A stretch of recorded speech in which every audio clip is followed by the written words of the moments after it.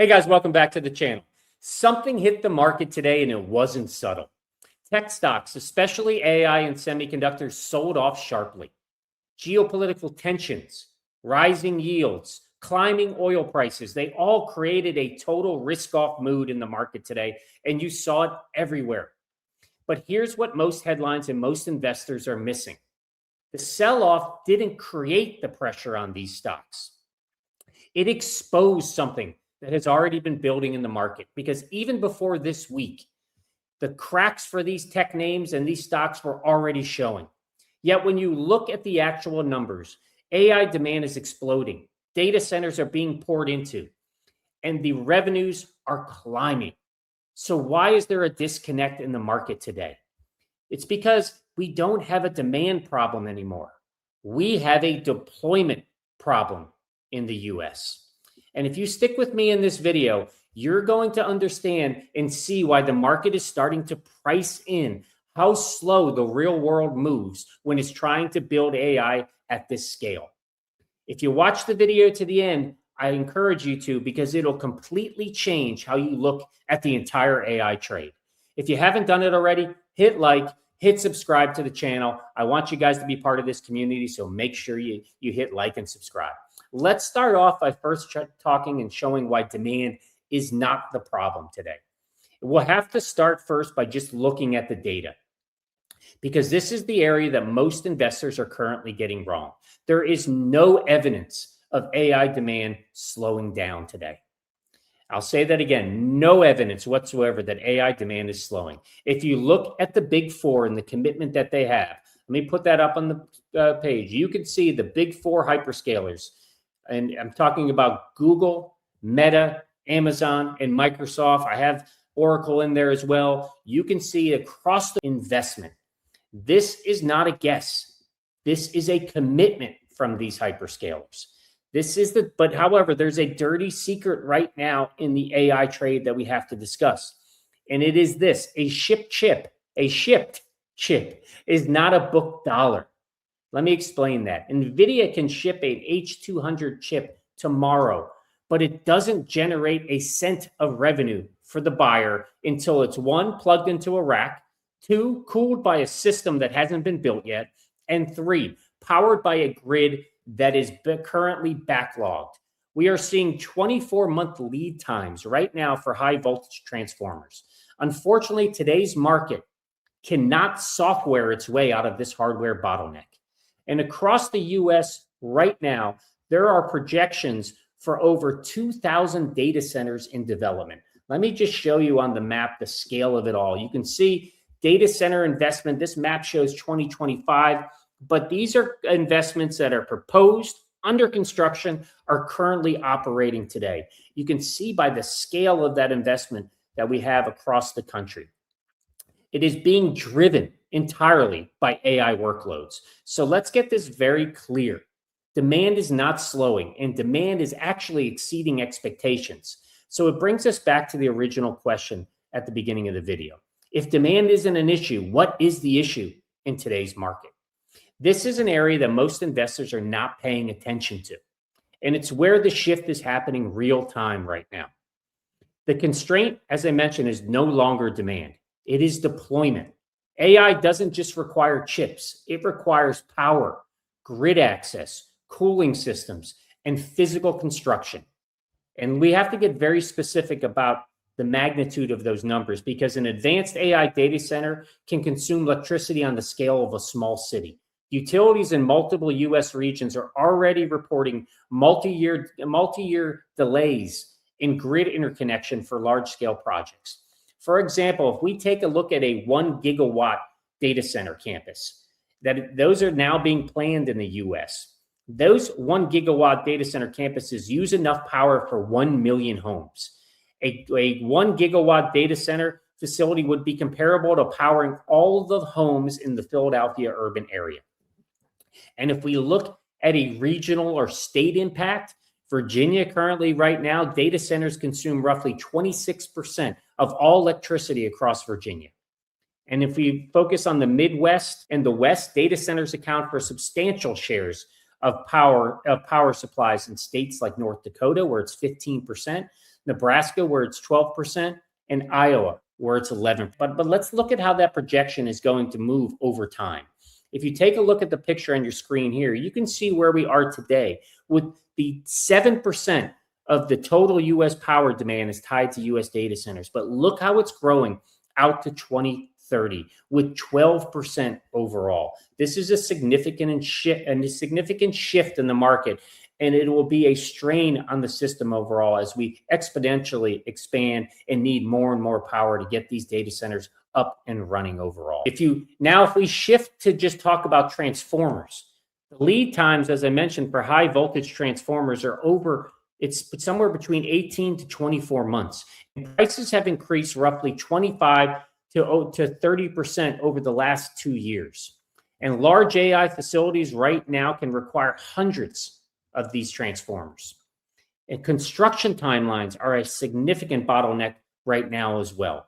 Let me show you that picture as well, just to set the stage on some recent headlines that we've seen. If you look here, AI data center construction trends and why these construction trends are stretching over time, there is massive amount of news that is filling the news cycle and the headlines regarding the construction delays and timelines we see. Building a hyperscale data center typically takes 2 to 4 years right now. And it all depends on these factors. You have to look at power readiness, aligning with construction schedules. Long lead equipment is creating scheduling gaps in getting that equipment into the data center. Skilled labor issues and shortages there are causing delays as well. Regulatory reviews. Just take a look at what Micron is dealing with right now before they build their Clay, New York center. Take a look at some of the challenges they're facing to break ground out there right now. We also see design complexity is increasing for these data centers. Capital sequence is becoming more conservative, and timelines are stretching because risk has shifted in the marketplace. So when you put this together, demand is growing in real time, and infrastructure is scaling over years. The gap is the bottleneck. The gap between those two is the bottleneck we see in the market right now. And more importantly, that bottleneck delays deployment. And delayed deployment, unfortunately, equals delayed revenue for many companies. And this is where we need to connect this to the hyperscalers overall. This connects directly to company. If we take an example of Microsoft and Amazon, they're continuing to invest aggressively in AI, but they are also facing capacity constraints in bringing infrastructure online. This means that data centers are taking longer to go live than they want, they require, they need. Power access is delaying deployments, and AI workloads are being staged over time instead of deployed instantly. Now, if we connect this to hardware suppliers, NVIDIA and AMD, they can ship GPUs, but those GPUs don't generate revenues for buyers until they are deployed inside functional data centers. And full deployment requires power, cooling, networking, and memory. And if you look at the network infrastructure side of it, companies like Arista Network are seeing strong demand tied to AI, but that demand only converts to revenue when data centers go live.